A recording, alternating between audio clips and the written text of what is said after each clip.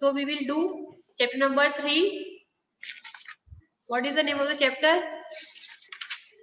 Pair of linear equation in two variables, right? Pair of linear linear equation. equation two variable. हाँ चलिए उसमें देखिए first question आपको अंदर दिया ही है.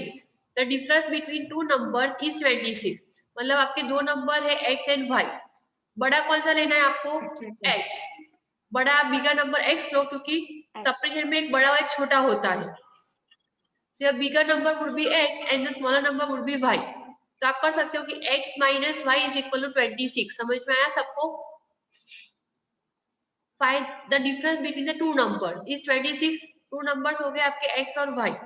x हो गया bigger number minus y is equal to smaller number is equal to 26 is given. One number is 3 times the other. तो छोटा कौन सा है? y वाला. Y. तो 3x वन नंबर मतलब बड़ा नंबर कैसा है? छोटा नंबर से 3 टाइम्स है. तो आपका x इज इक्वल टू क्या होगा? 3y होगा. क्या ma'am? x is a bigger number. x, हाँ x is a bigger number. Right. तो वो छोटे नंबर से कितना बड़ा है? 3 टाइम्स. तो हो जाएगा क्या? x is equal to 3y. समझ में आ रहा है? राइट. तो आपको पहला इक्वेशन मिल जाता है x minus Y is equal to 26 और सेकंड इक्वेशन मिलता है x minus 3y is equal to 0. Understood this much? अब आपको कोई भी मेथड से आप सॉल्व कर सकते हो. क्या हुआ? एक बार वापस बोलो ना. चलिए फिर से पूरा सम एक्सप्लेन कर रही हूँ मैं. The difference between the two numbers is 26. तो आपने एज्यूम किया है कि बिगर नंबर आपका होगा x और स्मॉलर नंबर होगा y. तो आपका हो जाएगा x minus Y is equal to 26. Okay. Now second number है one number is 3 times y. तो छोटा नंबर y है अपना और जो बड़ा नंबर है वो छोटे नंबर से 3 गुना है मतलब 3 टाइम्स बिगर है. So, x वो बड़ा नंबर है तो इज इक्वल टू आपका 3y हो जाएगा. आए समझ में सबको? तो फॉर्मेशन क्या होगा? फर्स्ट इक्वेशन तो दे दिया आपको x minus Y is equal to 26 और सेकंड आपको दिए मिलेगा x is equal to 3y. So we can write x minus 3y is equal to 0. Clear? अब आपको x और y की वैल्यू फाइंड करनी है जो इजी है आपके लिए. वो हम नहीं कर रहे. y की वैल्यू 13 है और x की वैल्यू 39 है. हाँ तो आप ट्राई करोगे तो आपको मिल जाएगा पर हम उसके ऊपर नहीं जा रहे. हम लोग just trying to form the equations only. Okay. उसके बाद आप कर सकते हो. Okay. Now second sum is given. The larger of two supplementary angles. आपको पहले समझना पड़ेगा कि सप्लीमेंट्री एंगल्स का मतलब क्या होता है कि उन दोनों का एडिशन होता है 180. अगर आपको कॉम्प्लीमेंट्री दिया है तो दोनों का एंगल का एडिशन होता है 90 डिग्री. सप्लीमेंट्री मतलब 180 एडिशन दोनों का और कॉम्प्लीमेंट्री होता है एडिशन 90. ओके. सो आपका पहला इक्वेशन फॉर्म हो जाएगा कि x plus Y is equal to 180 क्योंकि दोनों का एडिशन तो 180 होगा. समझ में आया? अब पूछा है the larger of two supplementary angles exceed by smaller by 18 degree. तो एक बड़ा है एक छोटा है. अगर आप छोटे को y एज्यूम करोगे तो क्या होगा? जो x वाला नंबर हो x वाला जो एंगल होगा वो छोटे से 18 ज्यादा है. समझ में आ रहा है आपको? तो आपका क्या बनेगा? x is equal to Y plus 18 बनेगा. बड़ा आपका x है छोटा आपका y है पर बड़ा है ना छोटे से 18 ज्यादा है. तो आपका हो जाएगा x is equal to Y plus 18. समझ में आया सबको? Steffi ma'am y 18 Yes, ma'am. से ज्यादा है. नहीं छोटा नंबर y है अपना. अच्छा. बराबर. x बड़ा है तो x is equal to Y मतलब दोनों सेम हो गए. बराबर. अब हमें क्या करना है कि जो x है वो y से 18 ज्यादा है तो 18 कहाँ पे ऐड करोगे? y में ही ऐड करोगे. जैसे कि सिंपल एग्जांपल दे रही हूँ. सिंपल एग्जांपल है जो मतलब ये आप कहना चाहना है.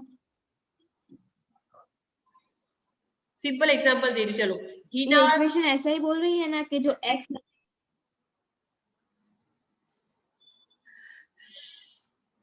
मैं कंप्लीट कर देती हूँ। ओके चल, उसमें क्या है, हीना और हिरल है। हीना के पास हिरल से 18 रुपीज ज्यादा है, तो क्या होगा, अगर x और y मतलब हीना आपकी x है और हिरल y है, राइट, तो x is equal to y मतलब दोनों के पास सेम रुपीज है। पर हीना के पास क्या है, हिरल के पास जो है उससे 18 ज्यादा है, तो आप ऐड किस में करोगे, हिरल में ऐड करोगे। समझ में आया लॉजिक? हाँ, उसके पास कम है तो करना पड़ेगा ना, तो तब हीना के पास सेम हो जाएंगे। समझ में आया? ओके, तो दैट वाज द इक्वेशन कि y के पास x के पास है ना, y से 18 ज्यादा है, तो आपका सेकंड बनेगा x is equal to y plus 18, तो होगा x minus y is equal to 80 and x plus y is equal to 180। Okay, so ये आपके दो इक्वेशन फॉर्म हो जाएंगे और फिर आपको दो एंगल मिल जाएंगे if you are going to solve those. Clear? Okay, समझ में आया सबको? अगर कॉम्प्लीमेंट्री है तो आपको 90 लेना है, सप्लीमेंट्री है तो 180 लेना है। ओके चलिए, नाउ नेक्स्ट वाला समझते हैं। Okay, the coach of cricket team by 7 bat, तो इसका कोच है जो भी है, वो 7 बैट्स और 6 बॉल खरीदता है, उसकी प्राइस क्या हो गई 3800। तो अब एज्यूम करो बैट के लिए x और बॉल के लिए y। ओके, तो 7x हो जाएगा, 7x plus 6y is equal to 3800। ये तो इजी है आपका, बराबर। x और y एक बैट और एक बॉल की प्राइस है। चलिए, later she buys 3 bats and 5 balls for rupees 1750, तो सिंपली हो जाएगा 3x plus 5y is equal to 1750, है ना? आ गया समझ में? फिर आपको सॉल्व करना है, जो भी मेथड से आपको समझ में आए वो। क्लियर? चलिए, now next is given the taxi charges in a city consist of a fixed charge together with the charge for the distance cover. उसके बाद का फिक्स्ड चार्ज है फॉर डिस्टेंस ऑफ 10 किलोमीटर। तो टोटल कितने kilometre है, 10 kilometre है। The charge paid is rupees 105 and for a journey of 15 kilometre. तो पहले ये करना है, फर्स्ट उसकी जर्नी है फॉर 10 किलोमीटर, राइट, तो उस टाइम में उसका चार्ज कितना होगा वो ढूंढना है, बराबर। चलो, फिर हम पहले करते हैं कि जो फिक्स चार्ज है वो उसका x रुपीस हो गया, वो फिक्स चार्ज तो वो लेगा ही, समझ में आया? और जो y होगा वो एडिशनल चार्ज होगा पर किलोमीटर, बढ़ता रहेगा वो सब, जितने किलोमीटर रह जाएगा उतने किलोमीटर के हिसाब से उसका प्राइस होगा, बराबर। तो उसका फिक्स प्राइस उसको देना पड़ेगा x for 10 kilometre also, right. x तो उसको देना ही पड़ेगा, अगर टैक्सी में बैठ गया मतलब उसको फिक्स चार्ज उसका देना ही पड़ेगा, समझ में आया? फिक्स बोला है कि उसने 10 किलोमीटर ट्रैवल किया है तो प्लस 10y होगा, राइट। फिक्स तो एडिशनल है ही उसके पास, प्लस 10y होगा इज इक्वल टू आपका हो जाएगा 105। ये समझ में आया फर्स्ट वाला? उसने 10 किलोमीटर कवर किया है और उसका फिक्स चार्ज तो उसको देना ही पड़ेगा जो भी x है, प्लस किलोमीटर के हिसाब से उसका चार्ज क्या है y। सो हो जाएगा first equation x plus 10y is equal to 105। समझ में आया? सिमिलरली आपको सेकंड के लिए दिया है for the journey of 15 kilometre, तो 50 किलोमीटर के लिए आप क्या करोगे, x तो उसका फिक्स ही होगा, राइट, और 15 किलोमीटर वो चाह रहा है तो मतलब प्लस 15y हो जाएगा, right, and is equal to आपको दिया है 155। क्लियर? फिर बोला है how much does a person have to pay for travelling a distance of 25 kilometre. तो आपको क्या करना है, एक्स और वाई की वैल्यू मिल जाएगी पहले तो, राइट। उसमें आपको क्या करना है, हाँ 15 किलोमीटर के X plus 25y is equal to question mark, क्योंकि आपको पहले दो इक्वेशन जो मिले हैं उसमें से आपको x और y की वैल्यू मिल जाएगी। आया समझ में? यस। तो फिर हमें क्या करना है, 25 के लिए प्राइस करनी है, तो x और y मिल गया और इक्वेशन फॉर्म होगा x plus 24y is equal to आपका आंसर जो भी आएगा वो, उसमें आपको x और y, हाँ है ना, ये 25 किलोमीटर की क्या है, मतलब फिक्स रेट है या फिर दूसरा डिस्टेंस है? देखो जैसे ऊपर मैंने 10 किलोमीटर दिया था, हाँ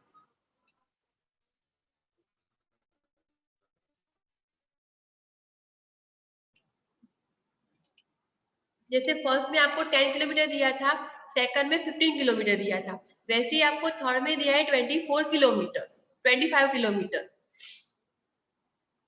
ओके, मान लो कि आपकी x की वैल्यू आती है इक्वेशन में 5 और y की वैल्यू आती है 10, बराबर। तो आप क्या करोगे, x plus 24y is equal to find out करना है, तो मतलब 5 plus 24 into 10, right.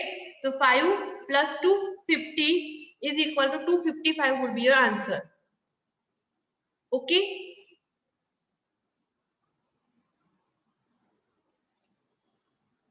okay, so that would be the solution. Now next question. Okay, a fraction become 9 upon 11. Just a minute. Yes ma'am. Okay, x and y is given to you. In first you have to add both the side 2 to get the fraction 9 upon 11, and secondly x upon y is there, you have to add 3 in the both the side, you will get the fraction 5 upon 6. Afterwards you will get the value of x and y and then write the fraction form. Okay, now next years 1, 5 years hence, मतलब क्या हुआ, 5 साल पहले। The age of Jacob will be, 5 साल के बाद मतलब, बराबर, will be दिया है मतलब future tense. The age of Jacob will be 3 times that of his son, तो सन की एज छोटी होगी, उसको आप क्या एज्यूम करना चाहोगे, वाई। हाँ, तो y हो गया छोटा, मतलब उसके सन की एज हो जाएगी, तो जैकोब की एज क्या होगी,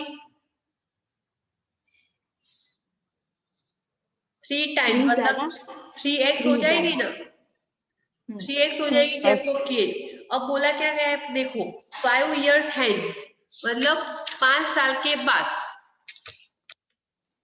5 साल के बाद में क्या करोगे, आप दोनों की एज में 5 ऐड करोगे,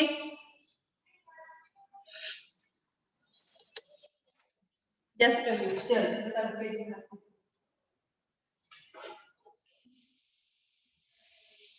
चलो, ये आपका सन की एज हो गई है वन, छोटा है, और जैकोब की एज है आपकी एक्स। अब बोला क्या गया है, बिफोर 5 years, मतलब आफ्टर 5 years सन की एज क्या हो जाएगी और जैकोब की एज क्या हो जाएगी, जैकोब की एज होगी x प्लस 5 और सन की एज होगी y प्लस 5। 5 साल के बाद दोनों की एज इतनी हो जाएगी। अब बोला गया है कि ये the age of Jacob will be 3 times that of the son, तो सन की जो एज है उसकी एज से वो 3 टाइम्स बड़ा हो जाएगा। कौन, तो जैकोब, मतलब उसके फादर।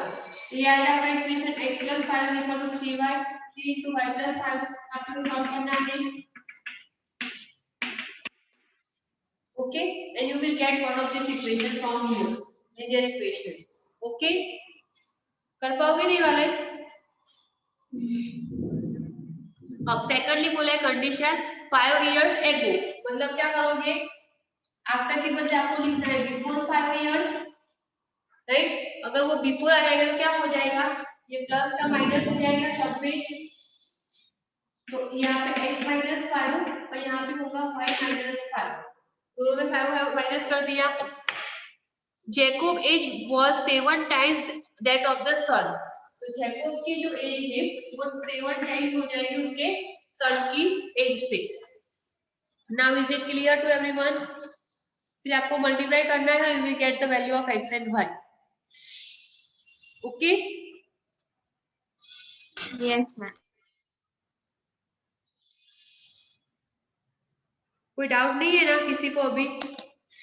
ये थोड़े बहुत सम थे जो एक्सरसाइज में दी है, जो ओमिट हो चुके हैं, but still you should know how to find out the equation.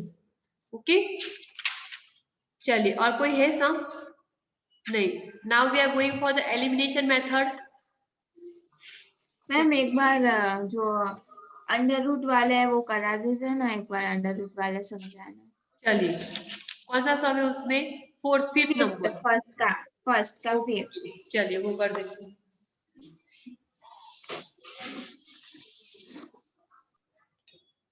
ये आपको दिया है अंडर रूट ऑफ 2x, थोड़ा ऊपर लिख सकते हैं मतलब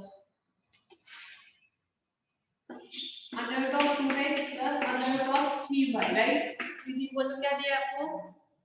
0 and under root of 3x minus under root of 8y equal to given again 0 na.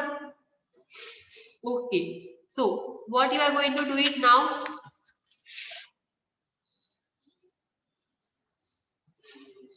किसी एक की वैल्यू तो रखनी पड़ेगी किसी एक में, तो हम इसको ही कर लेते हैं अलग। तो under root of 3x is equal to क्या हो जाएगा? Under root of 8y।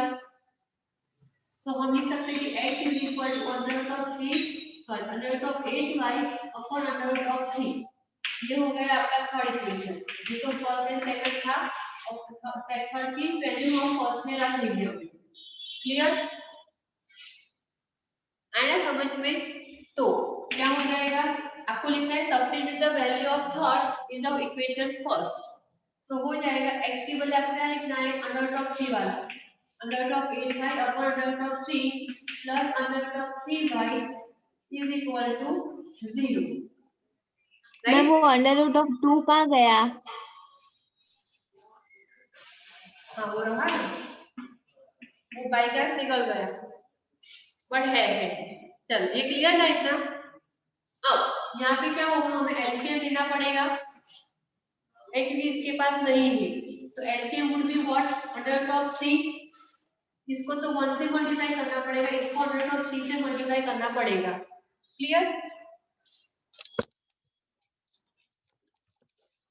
तो व्हाट वुड बिकम 8 2 जा, ये क्या हो जाएगा? अंडर रूट ऑफ 16 बाय,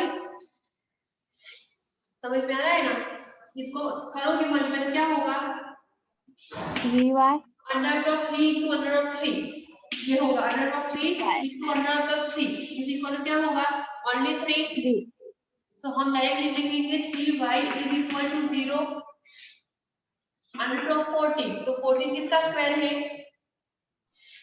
4 का 16 स्क्वायर है, स्क्वायर 4 का स्क्वायर है 4y प्लस 3y।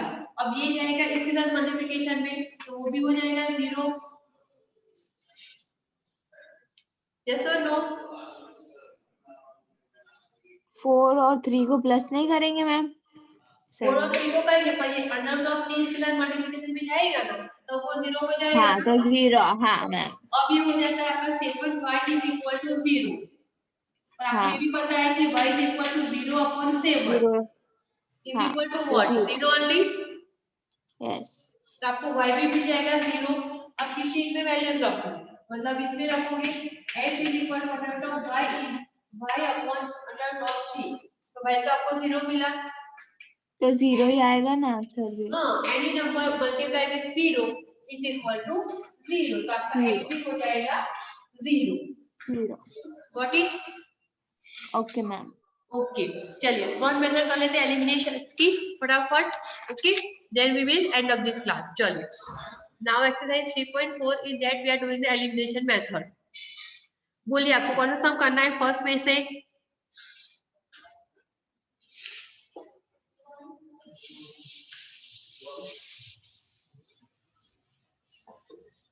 कोई भी एक सम करना है आप बोल दीजिए फटाफट, otherwise I will take the easiest one.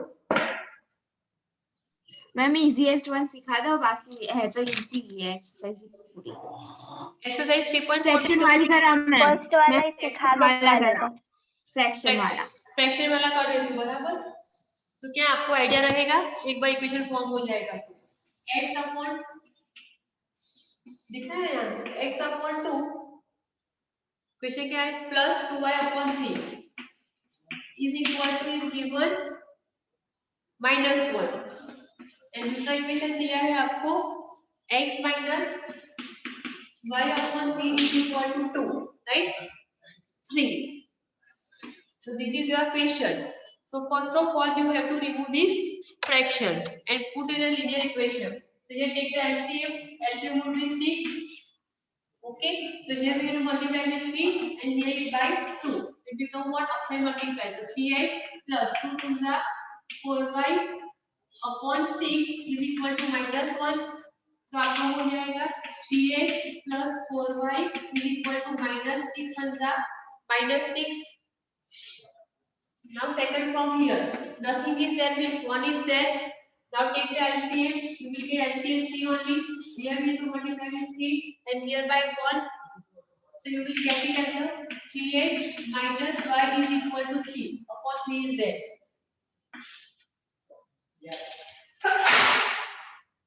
Now multiply 3 into 3. What you will get? 3x minus y is equal to 9. This is your second equation. This is your first. अब आपको साथ में लिख देना है. तो क्या है यहाँ पे 3x minus y is equal to 9. अब आपको पता है कि 3x और 3x सेम है. So what you have to do? Just change the sign. Do the separation.